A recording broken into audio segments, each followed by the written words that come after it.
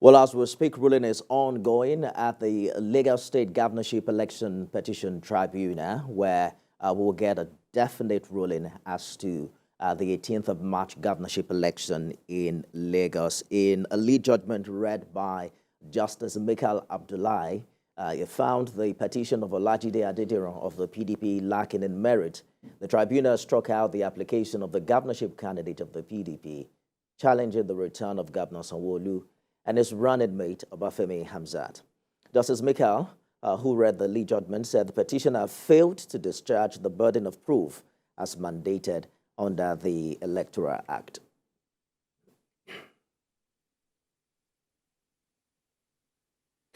Our correspondent, or rather our uncle, Kemi Foladiemo, is monitoring that development closely, and we probably will talk to her in the course of this program.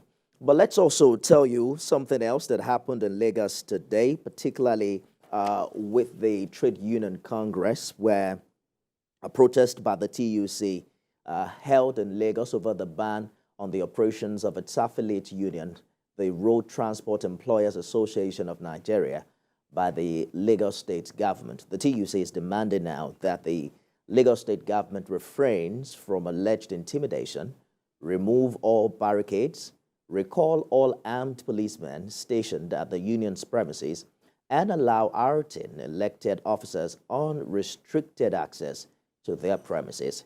The union had directed its members and affiliates to mobilize for a one-day protest to press home its demands.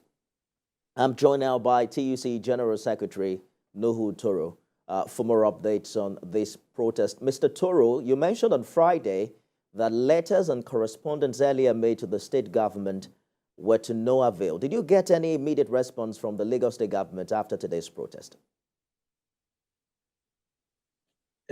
Not actually, but again, there was a change in our strategy this time around because all along we had not intimated the Lagos State House of Assembly on what the issues are.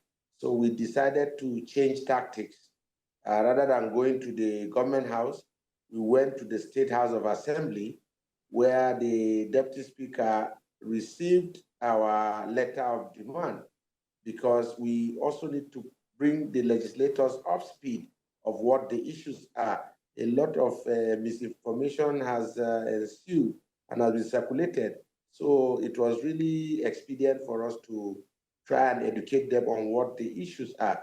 I'm not sure before now they knew that the case in question was a case of seizure, proscription, and forceful takeover of properties that do not belong to the state government, including 2 buses belonging to TUC that were painted in the Lagos State Park and Garden color, which is criminal.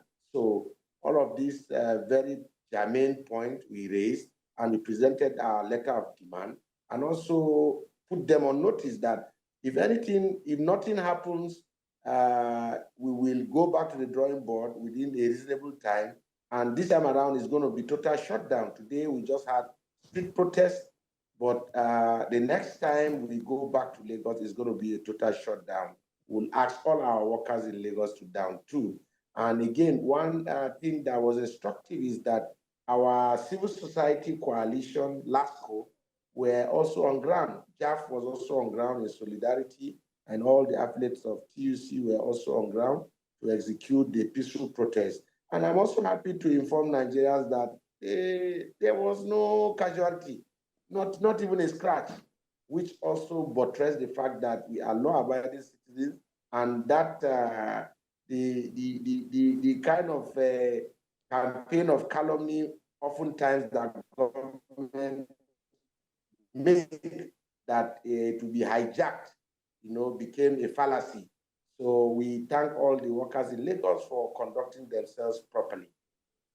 So you're saying that the next point of call is asking your workers to down tools. You've now reached out to both the executive and the legislative. What's the period of time between today and when the next action will be taken? Well, the representative of the Lagos State House of Assembly told us that he is going to present this demand to the plenary, and that in no distant time will be invited to also appear at the Lagos State House of Assembly, perhaps to provide more details and more information as regard what the issues are. So if there's a public hearing, for instance, it will avail us an opportunity to further drum home our demands. But believe you me, the issue of the takeover of RTEAN, the Trade Union Congress of Nigeria see it as impunity, and it's not acceptable by us. Don't forget, there's also a subsisting court judgment delivered by His Lordship, Justice M.N.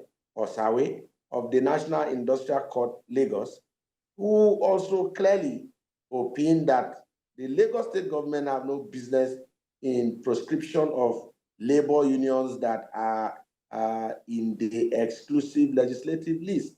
So if that is anything to go by, I mean, it's only expedient for the Lagos state governor to take heed to the words of wisdom and allow our union to operate freely, unfettered, uninterrupted in Lagos.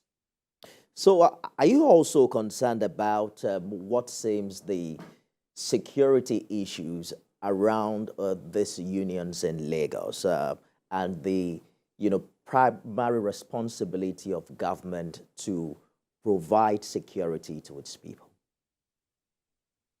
Yes, the government they have a responsibility to provide security. But in these circumstances, I would like to inform you that that is not what the issue is. The issue is that the Lagos state government, in its wisdom, took over an office they did not build for the union, including valuables belonging to the union and 2 buses belonging to Trade Union Congress of Nigeria, painted those buses, that is criminal, in the Lagos Park and Garden color. So the office is solely the property of RTEAN. It's not the state government's property. So the state government have no business in taking over a building that does not belong to them. That, in some sort, or in our opinion, looks like fraud, which is criminal in nature.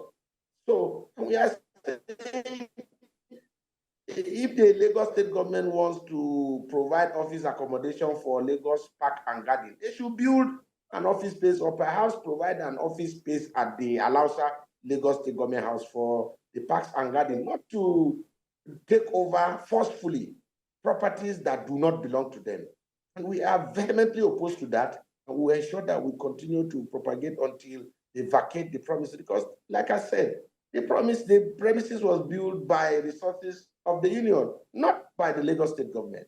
So that in itself is criminal and is unacceptable to us. Well, we're looking forward to see how this will be amicably resolved between the union and the state government. Nuhu Torres, General Secretary, Trade Union Congress, thank you for the update this hour.